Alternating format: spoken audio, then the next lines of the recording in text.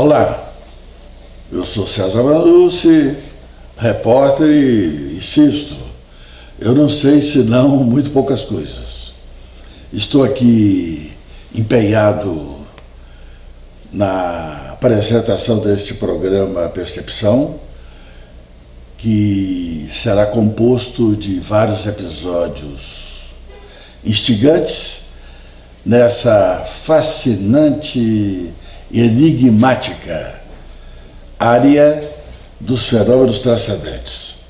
O primeiro episódio relatado deixou naturalmente no espírito do internauta várias indagações.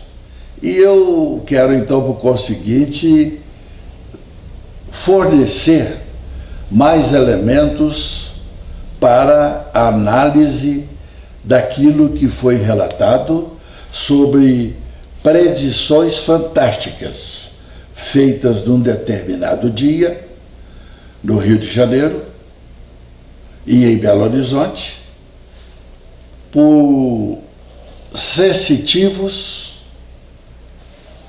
de reconhecimento nessa área do conhecimento transcendente. Vamos relembrar. Eu estou aqui com um livro meu intitulado Realismo Fantástico, onde o episódio é narrado de forma bastante detalhada. E eu vou então tomar aqui uma página do livro para voltar ao assunto com mais minudências.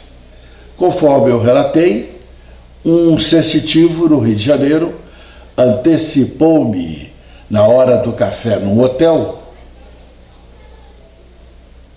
algo muito espantoso que o grande estadista brasileiro Tancredo Neves, que se preparava naquela época para assumir a presidência da República, não iria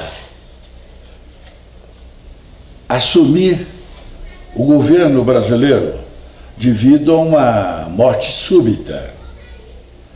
E isso foi feito numa circunstância muito estranha, da véspera de apresentação de um programa de televisão.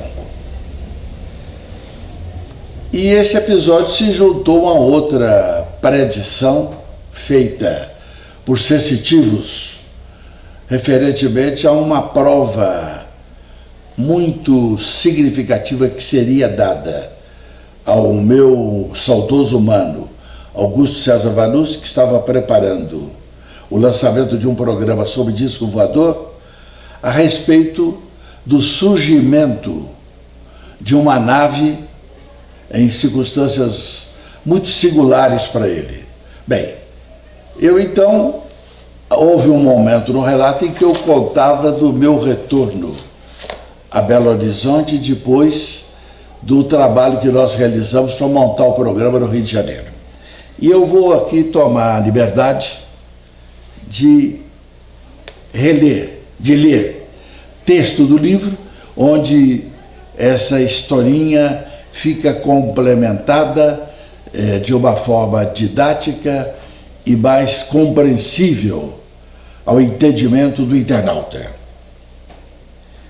Em meu regresso, naquela noite, está no livro, a Belo Horizonte, eu fui direto da Pampulha à casa de um sensitivo famoso, jurista conceituado, Odilon Ferreira, uma pessoa que atua, conforme frisei, de forma prodigiosa na intrigante área do uso de energias sutis para aliviar padecimentos físicos e psicológicos.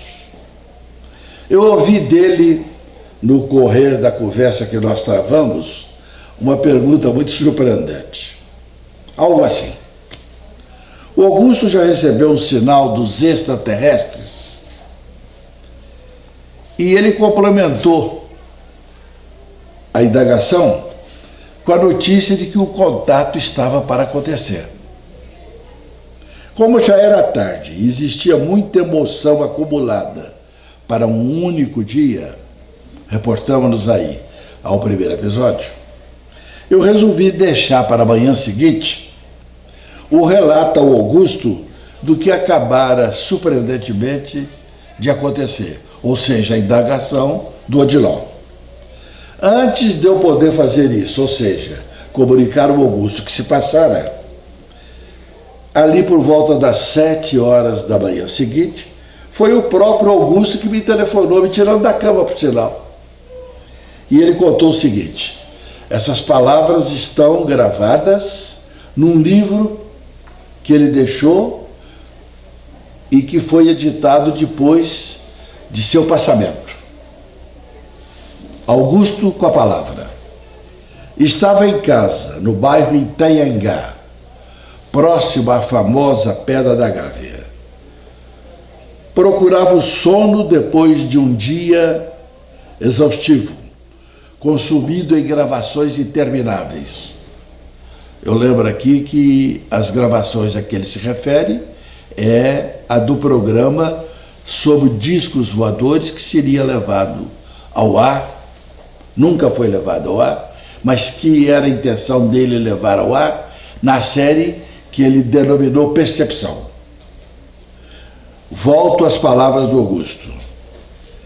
De súbito, ele na casa dele, um impulso forte arrastou-me até a varanda. Levantei os olhos e bem em cima da casa, com sua sombra projetada na piscina, lá estava ela. Uma nave de grandes dimensões, com contornos tão nítidos que dava para perceber o detalhe do material de que era revestida. Parecia ser alumínio, num tom cinza prateado. Tinha a forma, eu já disse isso, de um espermatozoide com rabo cortado. A noite estava clara, noite de lua cheia. Os raios do luar produziam pequenos clarões ao refletirem sobre a majestosa estrutura metálica suspensa no ar. Sem que pudesse me controlar, um pensamento vigoroso tomou forma em minha mente. Se você está aí para provar que existe, está perdendo tempo, pois eu acredito mesmo sem ver. A nave afastou-se numa velocidade estonteante, sem produzir ruídos. Essas palavras que eu acabo de proferir são extraídas, como já disse, de um livro de Augusto César, intitulado De Ave César a Ave Cristo. Esse livro foi lançado pouco depois do falecimento do meu saudoso irmão. O episódio contado anteriormente e agora referendado com essa nova informação mais minuciosa, ele é complementado, como já disse, e volto agora a explicar com mais detalhes também, com a circunstância de que o Augusto César procurou logo depois de fazer o avistamento da nave, ou seja, na manhã seguinte, certificar-se se ele não tinha sido o único, a única testemunha ocular do inusitado fenômeno.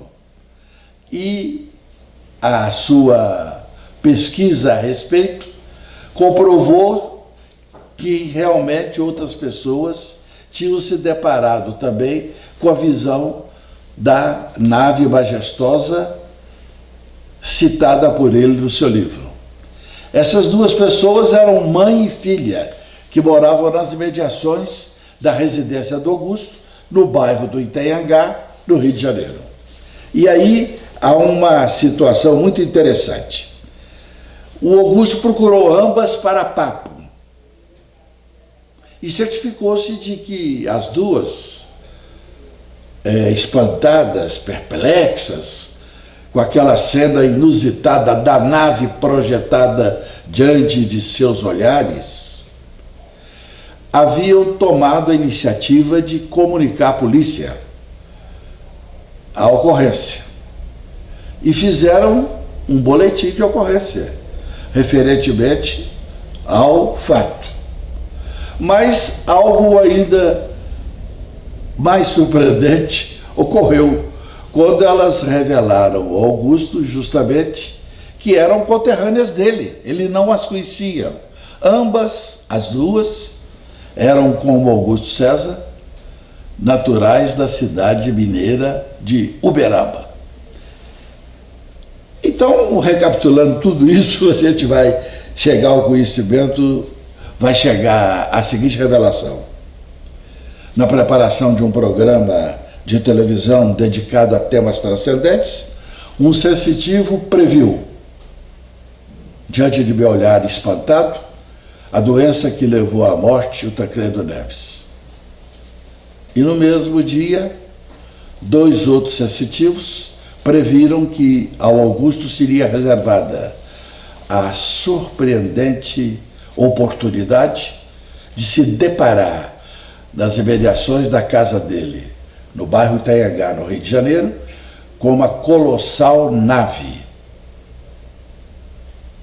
de origem, provavelmente, toda certeza, extraterrena, que seria uma forma de comprovar que ele estava certo quando queria dedicar um programa a essa questão tão fascinante e tão enigmática dos OVNIs. E a nave realmente apareceu. Esse episódio, relatado no primeiro momento do programa Percepção, é uma amostra inequívoca daquilo que tantas pessoas dedicadas a pesquisas e investigações sobre discos voadores afirmam de forma bastante enfática. Nós não estamos sós no universo. Os discos voadores existem, aparecem em circunstâncias muito especiais e, a respeito da sua origem e de seus objetivos, é que gira toda uma imensa investigação que se processa em todos os níveis para que esse mistério seja, algum dia, completamente desvendado. Eu peço ao internauta que demonstrou interesse e pela temática que eu estou desenvolvendo nessa série de episódios, que continue ligado neste programa, tornando-se, com muita honra para mim, assinante desse canal, chamemos assim. Até sempre.